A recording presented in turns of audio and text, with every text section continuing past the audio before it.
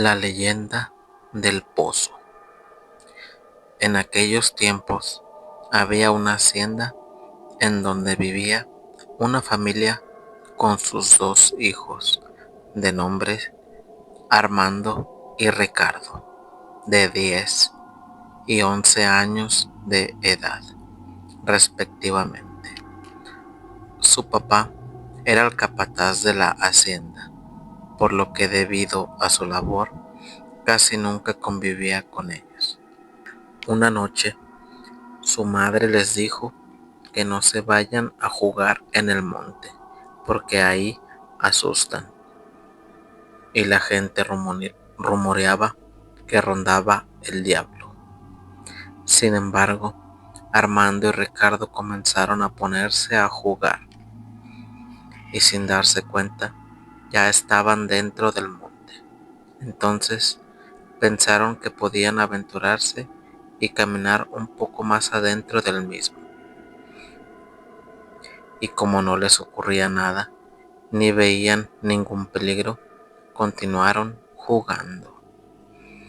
Pero a la hora de regresar, se encontraron con un pequeño camino de rocas que conducía a un pozo. Acecharon y decidieron sacar la cubeta para ver qué tenía. Pero al jalar la soga y ver la cubeta, descubrieron que no había nada en el interior, aunque sí estaban talladas en el fondo dos palabras: tengo hambre. Al leer esto, ellos pensaron que a lo mejor un señor vivía ahí, así que de inmediato fueron a su casa, agarraron una pieza de pollo y regresaron al pozo. Metieron la comida a la cubeta y gritaron hacia el fondo que ahí le habían llevado un poco de alimento. Al otro día regresaron al pozo y cuando sacaron la cubeta notaron que ésta tenía una moneda de oro. Asombrados, pensaron que era una especie de paga por la comida, por lo que decidieron hacer lo mismo, llevar más comida para ver si les daban más monedas. Así lo hicieron varios días, hasta que una noche el capataz, quien estaba alcoholizado, vio que sus hijos tenían varias monedas de oro. Les preguntó de dónde lo habían sacado, y ellos dijeron que en el pozo. Cegado por la ambición, les exigió que al día siguiente por la mañana les mostrara el sitio exacto en donde estaba el pozo, para después mandarlos a su casa. Entonces, el capataz decidió meterse al pozo ayudado de la soga, pues pensaba que podía haber ahí un tesoro. No pasó mucho tiempo cuando se escucharon gritos y golpes dentro del pozo. Pero los niños pensaron que su papá lo hacía nada más para asustarlos. Al día siguiente, la madre de los pequeños se dio cuenta, asustada, que su marido no había ido a trabajar el día anterior y tampoco había ido a dormir por la noche, por lo que los niños le dijeron que lo vieron por última vez en el pozo. Cuando acudieron a ese sitio, la señora reconoció el pozo y recordó que tenía fama de sitio maldito. Y cuando vio a un costado del brocal el sombrero de su marido, sospechó lo peor.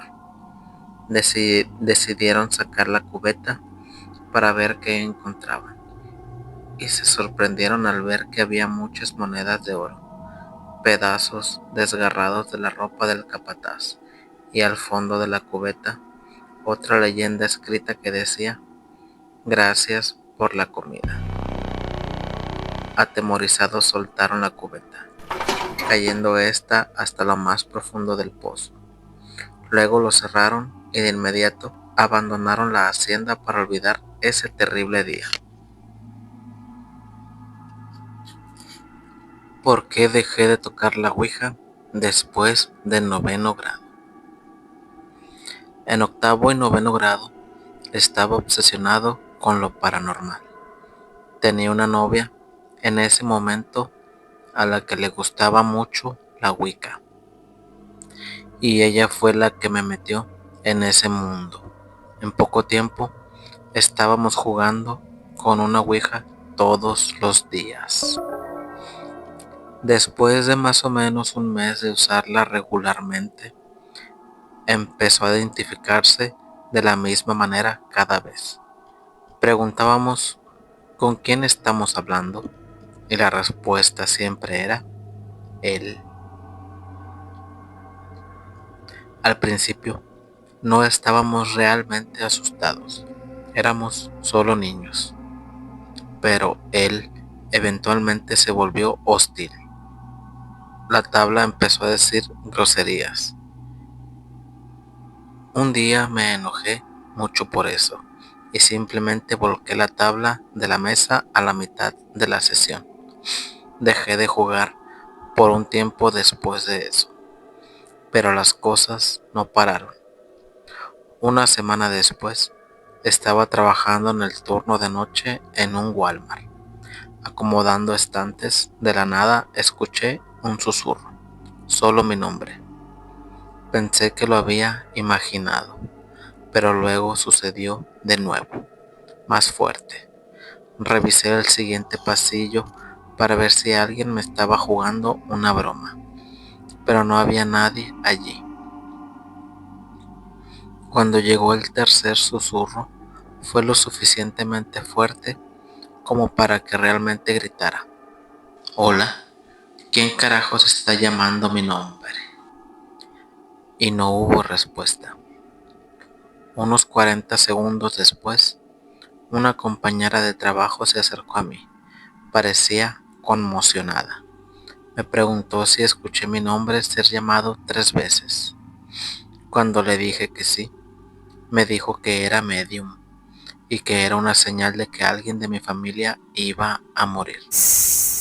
Me pareció un poco raro que se acercara y como con total confianza se autodenominara medium. Me gusta lo paranormal, pero reservo el escepticismo. Así que traté de mantener la conversación normal y comencé a hablar sobre mis planes para el futuro. Me interrumpió a mitad de la frase mirándome directamente. Cada vez que hablas de tu futuro, puedo escuchar algo riéndose entre dientes, como algo negativo. Está apegado a ti. Está tratando de arruinar tus planes.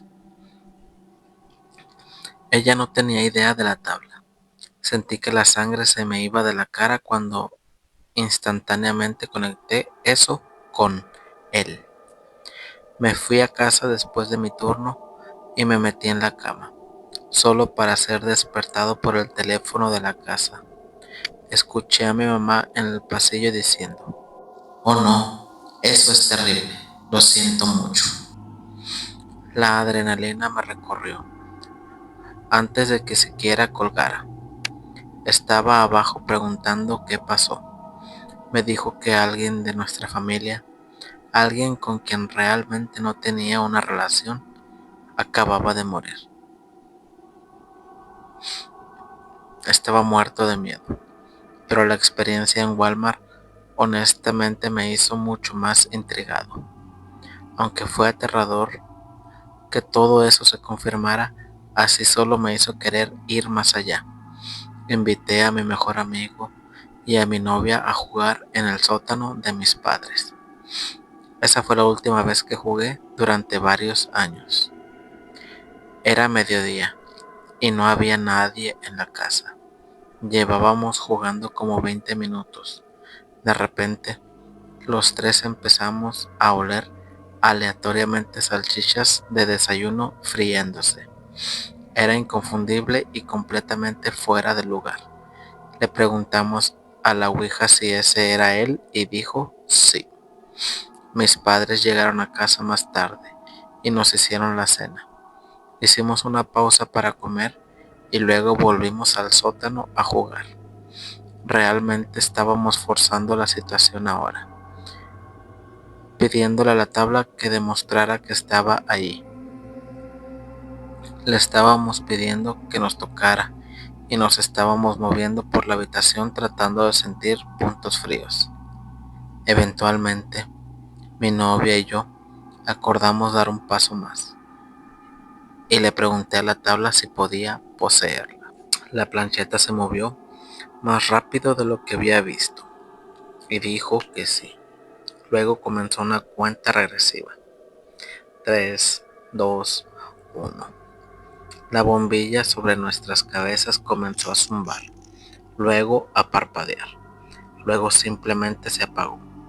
Estábamos en completa oscuridad. Grité a todo pulmón y subí corriendo las escaleras. Cuando llegué a la sala de estar, donde mi papá estaba viendo la televisión, vi el cielo a través de la ventana, grande, brillar de color blanco y brillante. El transformador de la calle se había quemado. No sé cómo funciona, pero en mi mente, que el transformador se quemara debería ser la causa de que se apagaran las luces.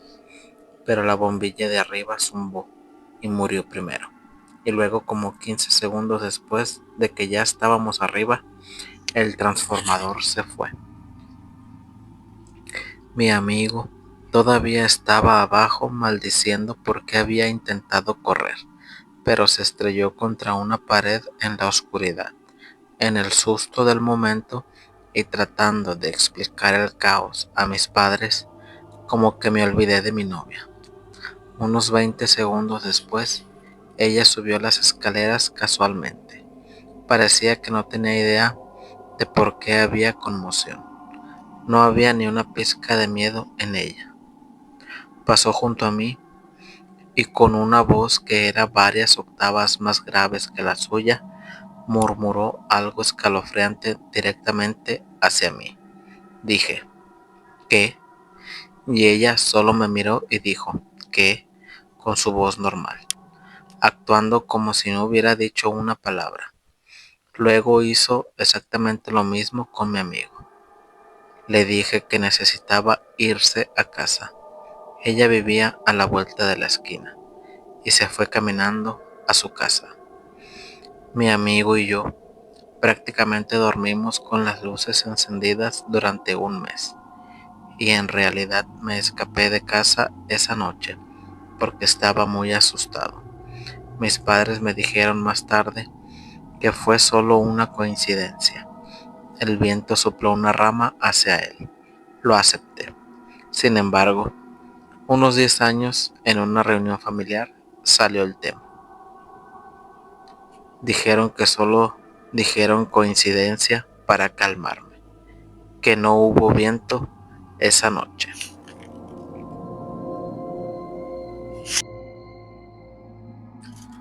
La enfermedad incurable. Todo empezó en 1998. Yo estaba en el sexto semestre de preparatoria. En aquel entonces trabajaba y estudiaba. Era muy sociable. Tenía muchos amigos. Siempre estaba contenta y era la clásica carrillera de la bola. Por las mañanas iba a la escuela y por la tarde trabajaba en una imprenta. Un día, mientras trabajaba, de pronto me dio un dolor muy fuerte en el vientre. Parecía como si me hubieran golpeado. Me dolió tanto que me senté en el piso. Solo apagué la máquina y le grité a mi compañero para que me ayudara. En ese momento fue el inicio de una enfermedad extraña.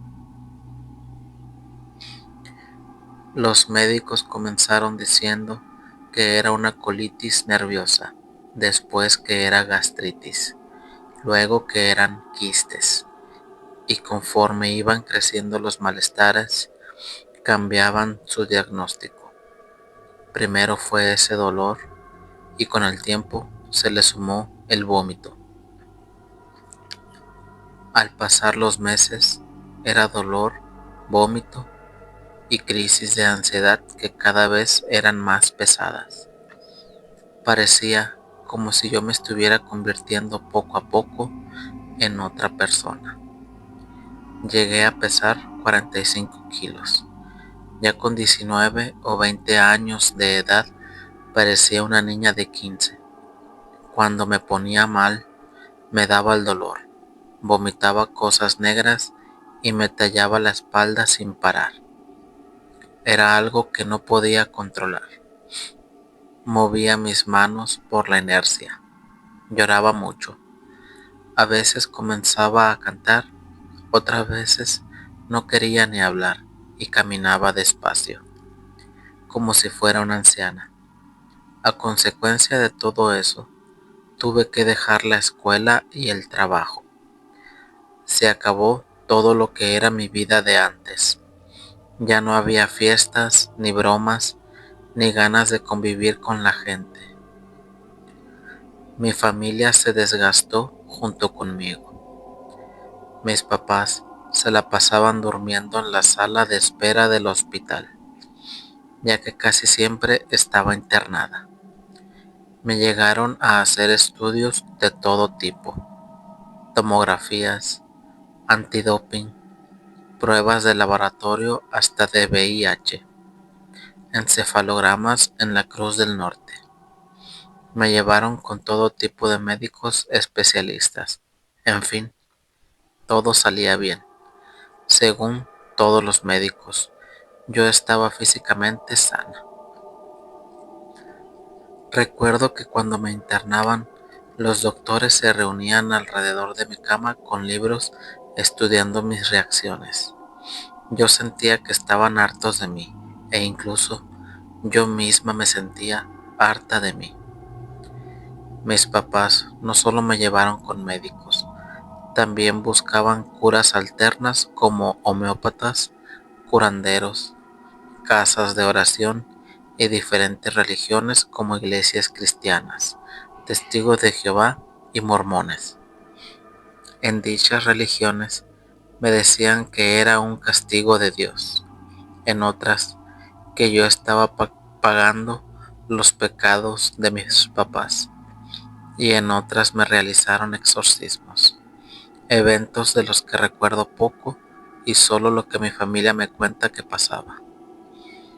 Con los curanderos me leían las cartas, el café, la mano, me hicieron limpias de todo tipo, la clásica con huevos y con plantas. Me daban a tomar infinidad de brebajes, ya no importaba si sabían buenos, yo tomaba todo con tal de sanar, ya que esa enfermedad era una pesadilla que parecía no tener fin. De los curanderos que me vieron, fallecieron 3 después de haberme atendido, entre ellas María Matus. Hubo otra curandera conocida como Doña Manuela de Hermosillo. Ella me atendió varias veces, pero siempre era un caos. Yo me ponía muy mal y toda su familia se tenía que poner a orar. Ella me pidió un día que ya no fuera más, que no podía con lo que yo traía cargando. Me dijo: por favor, mija, ya no regreses porque me vas a matar. Ya que la última vez que fui, ella cayó en cama y estuvo muy mal más de una semana. Un día que me puse mal, me vio un ginecólogo en el hospital y me dijo, a manera de acertijo: ¿y si te embarazas? A ver si así sanas. Me pasaron muchas cosas por la cabeza. Pensaba, ya de plano nadie sabe qué hacer conmigo. Me dio mucha desesperación su comentario. A los meses me embaracé. Tenía miedo de que el medicamento que había tomado en todo ese tiempo le afectara a mi hija. Gracias a Dios, nació muy sana y durante el embarazo no tuve ni un achaque, ni vómitos, ni mareos. Comía de todo. Tenía tantas ganas de volver a comer, de volver a dormir la noche completa y tener tranquilidad. Llegué a pensar que por fin todo aquello había terminado, pero no. Cuando nació mi hija, comenzaron a regresar los síntomas. De nuevo vómitos, de nuevo crisis. Había regresado el miedo a verme al espejo y sentir que no era yo la del reflejo. Un día, estando sola en mi casa, me comencé a poner mal y con toda la desesperación del mundo le pedí a Dios que si no había una cura, mejor me llevara. No quería que mi hija creciera viendo a su mamá enferma. Yo intentaba hacer de nuevo una vida normal, la vida que perdí a los 18 años. Volver a tener amigos o ir a una fiesta. En fin, quería mi vida normal. Pero esa enfermedad extraña estaba aferrada a mí. Un día conocí a un babalao, que es como un sacerdote en la religión yoruba. Por azares del destino nos hicimos amigos y él me ofreció consultarme, a lo que primero le dije que no. Ya no confiaba en nadie, ya no creía en nada. Gracias a Dios, él insistió hasta que un día acepté. En la consulta yo solo escuchaba, pero no le ponía mucha atención o no le entendía. Él me pidió cosas que se ocuparían para realizarme una limpia. Sinceramente, yo estaba harta de ellas, pero lo hice. Las llevé y me puse en sus manos. Por algo me inspiraba mucha confianza. La limpia se realizó y a los meses caí en cuenta de que ya no había malestares, ni vómito, ni nervios, ni nada. Me cayó el 20 de que había sanado.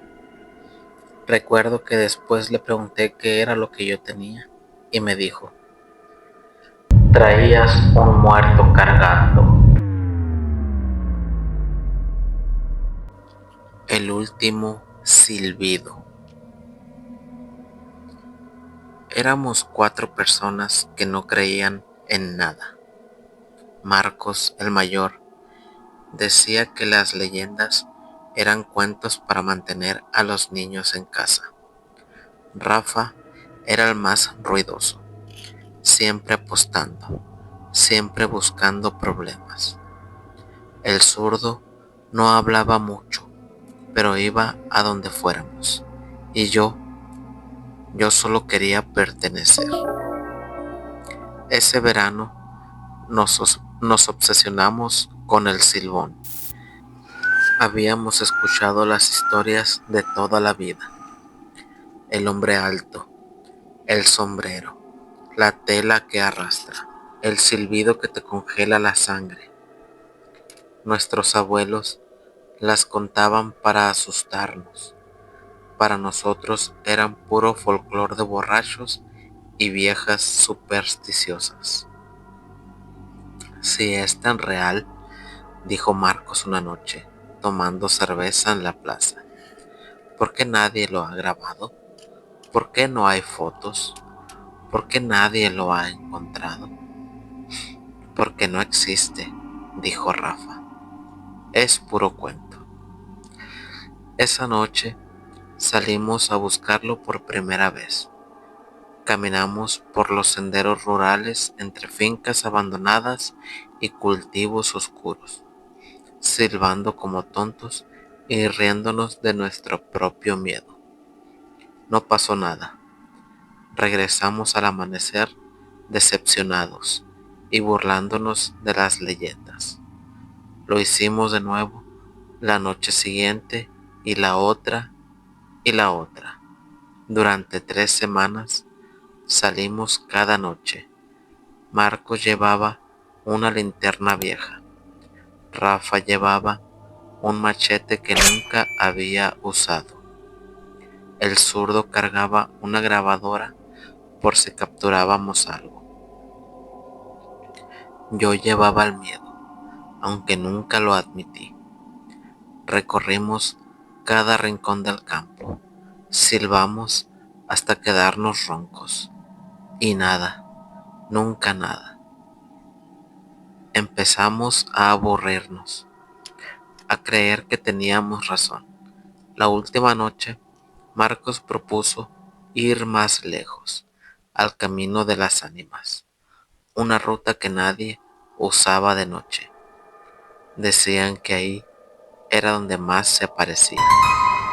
Una última vez, dijo, si no pasa nada, dejamos esta estupidez. Y aceptamos. Llegamos cerca de la medianoche. El camino era estrecho, flanqueado por cañaverales tan altos que bloqueaban la luna. El silencio era diferente ahí. No era ausencia de sonido, era presencia de algo que callaba todo lo demás. Rafa fue el primero en silbar, fuerte y desafiante. No hubo respuesta. ¿Ven?, dijo Marcos. Puro cuento. Y entonces lo escuchamos. Un silbido lejano y débil, pero inconfundible. Nos quedamos helados. Rafa soltó una risa nerviosa. Seguro es algún otro tonto tratando de asustarnos. Silbó de nuevo y más fuerte. La respuesta vino más cerca, mucho más cerca. El zurdo encendió la grabadora. Marcos apuntó la linterna hacia el cañaveral. Rafa apretó el machete con las dos manos. Yo quise correr, pero no pude. El silbido volvió. Ya no venía de un solo lugar, venía de todos lados, delante, detrás, a los costados, como si nos estuvieran rodeando. Vámonos, susurré. Por favor, vámonos. Nadie se movió. Y entonces salió. Del cañaveral, a unos 20 metros, emergió la figura alta, más alta que cualquier hombre. El sombrero le tapaba el rostro. La tela negra se arrastraba detrás como un animal muerto. Corran, dijo Marcos, pero no fue una orden, fue un ruego. Entonces corrimos. Yo corrí sin mirar atrás. Escuché los pasos de los otros. Escuché sus respiraciones. Escuché el silbido persiguiéndonos entre las plantas. Rafa gritó primero. Un grito corto, ahogado, y luego el silencio. Yo seguí corriendo. El zurdo me pasó por un lado, más rápido que yo. Después escuché un golpe sordo y un quejido. Cuando volteé ya no estaba. Solo quedaba la grabadora en el suelo, todavía encendida. Yo seguía corriendo. Marcos corría delante de mí. Podía ver su espalda, su linterna rebotando con cada paso. Estábamos cerca del final del camino. Podíamos lograrlo. Entonces, el silbido sonó directamente frente a nosotros. Marcos se detuvo de golpe. Yo choqué contra él. La figura estaba ahí, bloqueando el camino, inmóvil. Marcos levantó la linterna y el haz de luz tembloroso subió por la tela negra, por el pecho hundido, por el cuello largo y delgado, hasta el sombrero. Debajo del sombrero no había cara, solo oscuridad, un vacío que tragaba la luz. Corre, me dijo Marcos sin voltear. Yo lo distraigo. Marcos, no, corre. Me empujó hacia el cañaveral. Tropecé, caí y me levanté. Corrí entre las plantas, cortándome los brazos sin poder ver nada. A mis espaldas escuché a Marcos gritar, un grito largo y lleno de dolor, que se apagó de golpe, y luego el silbido suave y satisfecho. No sé cómo llegué al pueblo, no sé cuántas horas caminé, solo recuerdo estar parado frente a la comisaría cuando salía el sol, temblando, cubierto de barro y sangre seca, incapaz de hablar. Buscaron durante días. De Rafa encontraron el machete, enterrado hasta la mitad en la tierra. Del zurdo encontraron la grabadora. Cuando la reprodujeron, solo había estática y al final un silbido largo y grave. De Marcos encontraron la linterna, todavía encendida, apuntando hacia el cielo. Nada más, ningún cuerpo, ningún rastro. El pueblo decidió que habían sido animales salvajes, un accidente, 4 jóvenes que se metieron donde no debían. Yo dejé que lo creyeran. Han pasado 12 años. Me fui del pueblo. Vivo en la ciudad ahora. No salgo de noche y no voy al campo, mucho menos silbo. Pero hay noches en las que despierto gritando, porque en mis sueños siempre estoy corriendo por el cañaveral. Y siempre, justo antes de despertar, escucho la voz de Marcos. Corre. Detrás de él, el silbido, esperando a que deje de correr.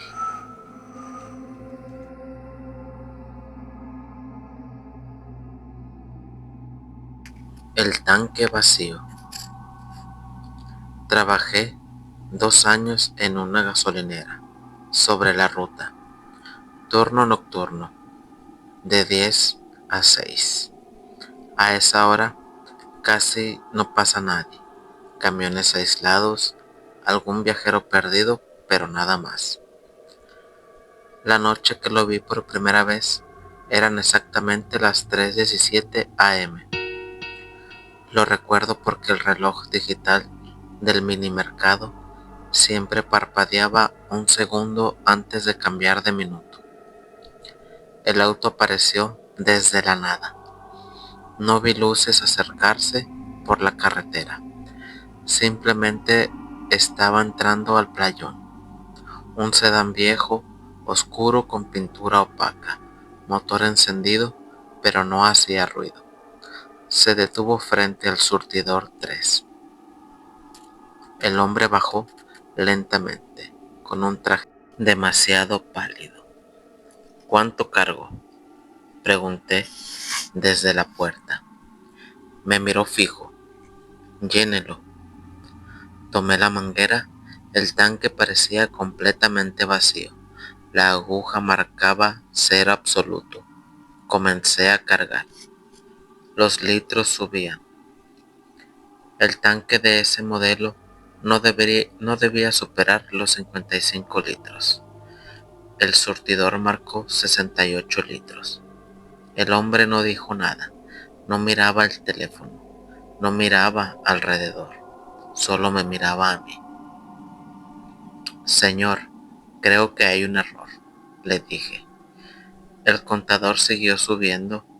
75, 76, 77 litros. Sentí que la mano me temblaba. Solté la manguera. El surtidor se detuvo en 100 litros exactos. El hombre se acercó y me preguntó, ¿está lleno? Miré el tanque. No había derrame. No había olor fuerte. Parecía normal. Sí, está lleno. Me extendió un billete viejo, muy viejo. No reconocí la serie. No reconocí el diseño. No aceptamos efectivo que no sea el actual, le dije, y sonrió. Siempre aceptan. Cuando miré el billete otra vez, era moneda corriente, perfectamente válida. Volví a levantar la vista. El hombre ya estaba dentro del auto. No lo vi caminar. No lo vi abrir la puerta. El vehículo arrancó, pero no escuché el motor. No vi las luces traseras encenderse. Simplemente se alejó. Al revisar el sistema, noté algo extraño. El surtidor 3 no había registrado ninguna carga. 0 litros. 0 pesos. Pensé que era una falla, hasta que volvió, 2 noches después, 3:17 de la mañana. Mismo auto, mismo hombre, mismo pedido. Llénelo. Esta vez miré el tanque antes de cargar. No tenía tapa, no tenía abertura. Era metal sólido, sin acceso. Señor, su tanque está sellado, le dije, y él inclinó la cabeza. Siempre estuvo así. El aire se volvió más frío. El foco sobre el surtidor comenzó a parpadear. Sentí algo que no era miedo, era presión, como si el entorno se comprimiera. Y volvió a decir, llénelo. No sé por qué obedecí. La manguera entró sin resistencia, como si hubiera un hueco invisible. El contador subió otra vez, pero esta vez no miré los números. Miré el reflejo en la ventanilla del auto y vi algo que no debería haber visto. El asiento del conductor estaba vacío. El hombre estaba parado detrás mío, muy cerca. No es combustible lo que cargo, susurró. Sentí un frío atravesarme el pecho. El surtidor se detuvo solo.